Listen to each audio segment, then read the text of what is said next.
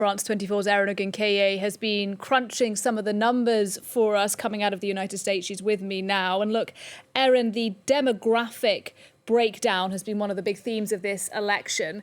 Before, there was this idea that minorities were supporting Trump in large numbers. That was essentially seen as conjecture, wasn't it? But from the data we have for the moment, it does seem that that is being borne out. Yeah, it's hard to deny now, Nadia. The number suggests indeed a substantial shift among Latino voters and to a smaller extent Black voters. And that's really what helped solidify Trump's, I think you can probably call it, landslide victory at this point. According to CNN exit polls then, he obtained support from a whopping 45% of Latino voters. That's up from 32% in 2020, and support from 13% of Black voters. That's a double-digit increase for the former and a much less substantial, but still an increase of 1% for the latter. Now, it is true that he didn't get the majority of either group, but it'll be essential for Democrats to understand why these voters are choosing Trump in large numbers, especially because he's successfully increasing his traditional base well beyond white voters without college degrees.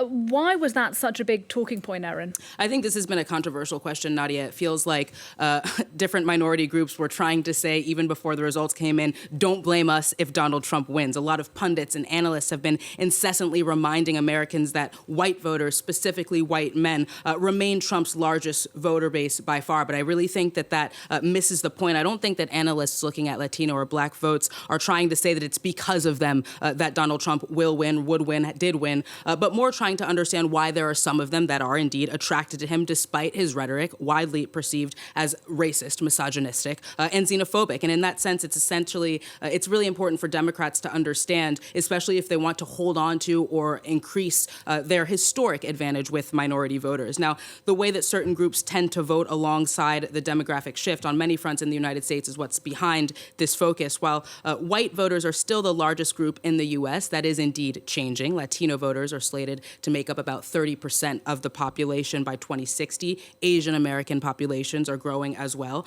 On the other hand, white voters have also been declining as a share of the voting age population since the 90s, even though they vote in higher numbers than other minorities. So essentially, candidates have been trying to figure out how to adapt their messaging in line with these demographic changes. And Erin, the minority group that's gotten quite a bit of attention recently is Latinos, this particularly after Trump's rhetoric on immigration from Latin America. It does seem counterintuitive then that so many Latinos have supported him. Trump's support from Latino men in particular, Nadia, surpassed support for Harris, actually. He got 54% of the male Latino vote against Harris's 44%. That's according to NBC exit polls. Now, that increased, again, by an estimated 13%. This mirrors a national trend that we see of men, period, without college degrees, by and large, being Trump's biggest supporters. That almost makes gender and education levels a better predictor, or at least equally important in determining who someone will vote for as their racial background. Now, policy-wise, the issue that's been the most important to Latino voters since the start of this campaign, I think, is by far the economy. 85% of them saying that issue is the most important. Other polls suggesting that specifically the rising cost of living and inflation were top concerns. And like you say, there's a general feeling of surprise that Latino voters would choose Donald Trump, especially, again, given his rhetoric on immigration. But that knee-jerk reaction, I think, really fails to take into account some very important sociological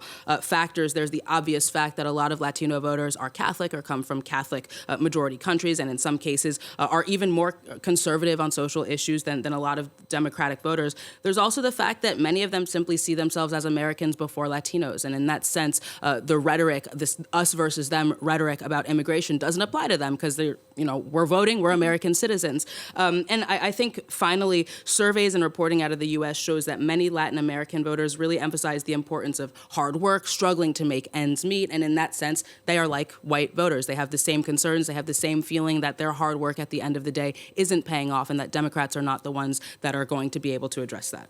Just a final thought from you then, Erin, on Black voters. Now, Trump's gains with this demographic are much smaller than with Latinos, but he did do better there than he did in 2020, for example. What do you think's behind that?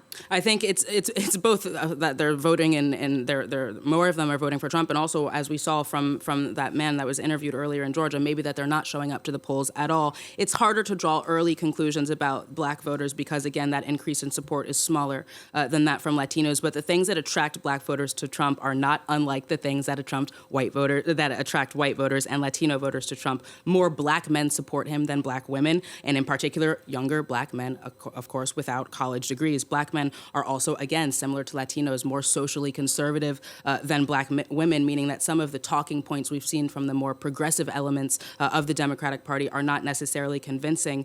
I think most importantly, Nadia, to finish, a recurring theme for black men disillusioned with Democrats is that they feel that they've been both neglected by and taken for granted by the Democratic Party, that their daily lives are not actually changing, didn't change under Obama, didn't change under Biden, and then wouldn't change under Kamala Harris. And in that sense, I think the best conclusion about this is that a recurring theme for all minority voters is that they don't want to be treated as a reliably partisan, monolithic voting bloc. And they are more than just slogans about diversity, platitudes, about systemic racism, that they really want to see a difference in their daily lives. All right, super interesting. Thank you very much indeed for your analysis, Erin Ogunkeye, for us there.